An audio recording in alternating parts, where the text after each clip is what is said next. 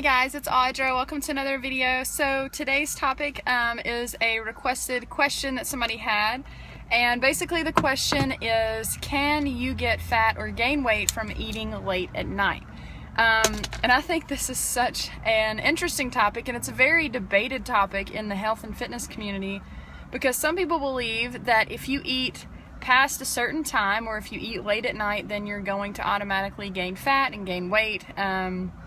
So you need to stop eating after 6 or 7 or 8 or whatever. You need to do long bouts of fasting throughout the night. First of all, I want to make the comment that if you have disordered eating habits at all, no matter what it is, you do not need to be worrying about the time that you eat or anything like that. If you are hungry, you need to go eat. Your appetite is there for a reason.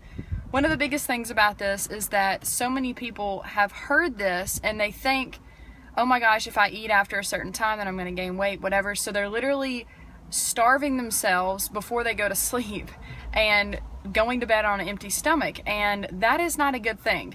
You want to be sure that you are satisfied before you go to sleep. Now, that doesn't mean you necessarily have to go eat a huge meal before you go to bed.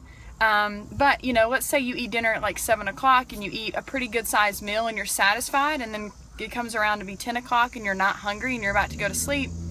Then you don't have to eat, Let's say you eat dinner around 7 o'clock and you didn't eat a big meal, but 9:30 or 10 o'clock rolls around and you're kind of hungry.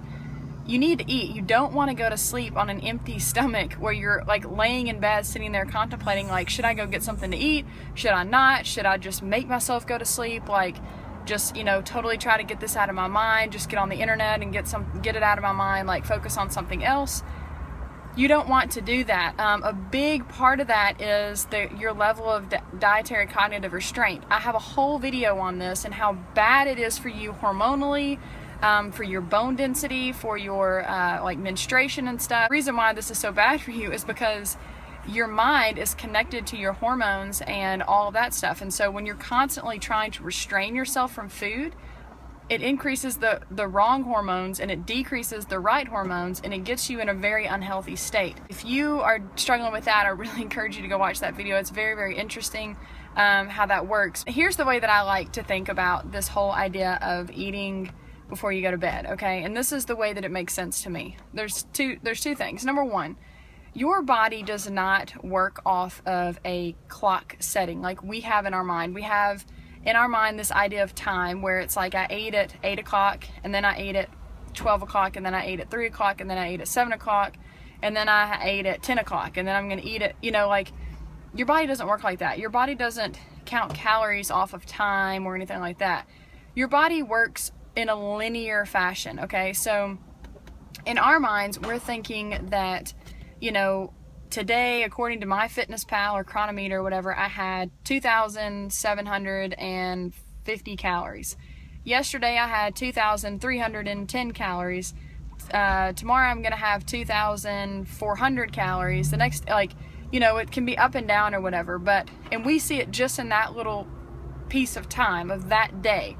But your body does not work like that. Your body works off of averages over time. So your body works off averages throughout your entire life. It doesn't work off of averages in a day or in a week or in a month or in a year. It works off of averages over the length of your lifespan, basically.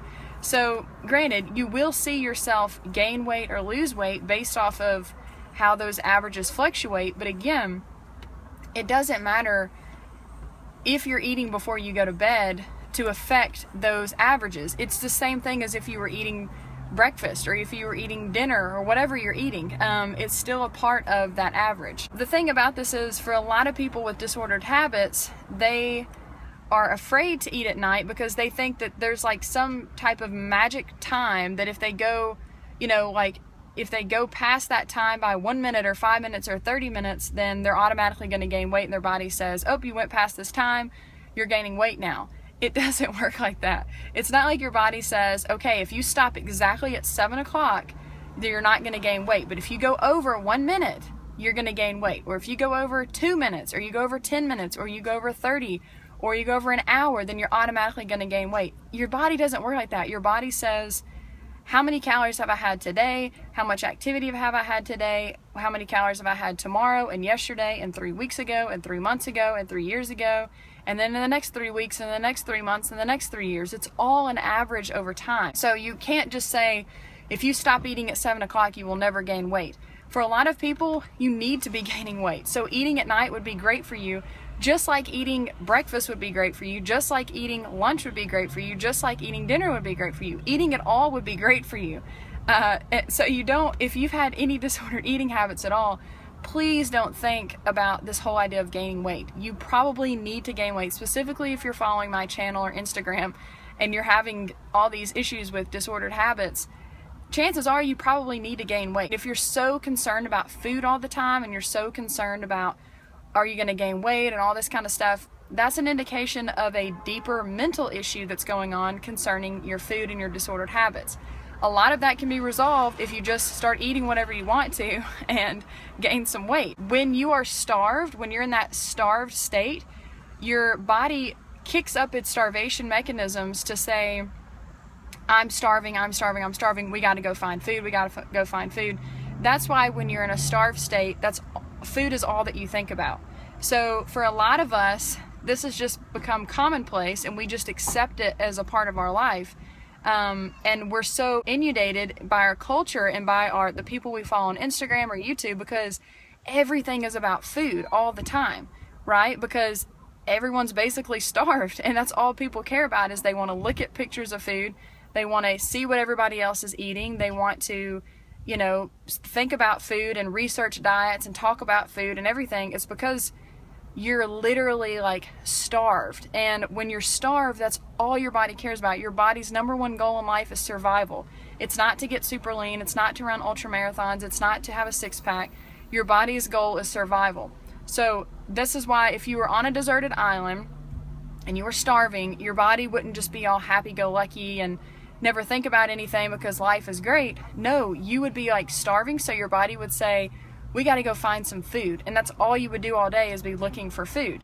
So in the modern day, like I was just saying, this is how it plays out. You go on a diet, you're really low calorie, you're really low carb, you're restricting your calories, you stop eating really early in the evening, or you skip breakfast, or you do fasted workouts, or whatever it is, and anything that causes starvation to kind of kick on in your body, then all you do is think about food. So you just look at food pictures, you just talk about food, you research food, you're obsessed with food, you love going to the grocery store, you love looking at food, you love talking about food. Like, that is an issue of saying that your body is starved down.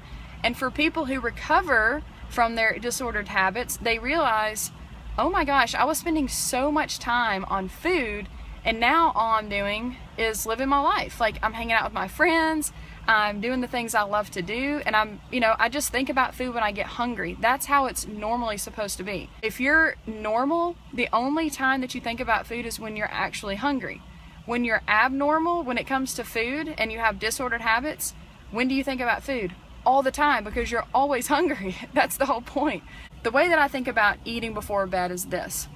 Most people have a day job, right? And the day job usually consists of something very sedentary, or you're in school, or you're in university, or you're at college, or whatever. So you're sitting most of the day. Most of the time this comes out to be sitting or lightly standing or whatever for about 8 to 9 hours a day, right? How is this any different from at 9 o'clock at night, you go in the kitchen and you fix yourself a meal or a little snack or whatever, and you eat and you go to sleep, and you're literally laying there sedentary for 8 to 9 hours every single night, okay?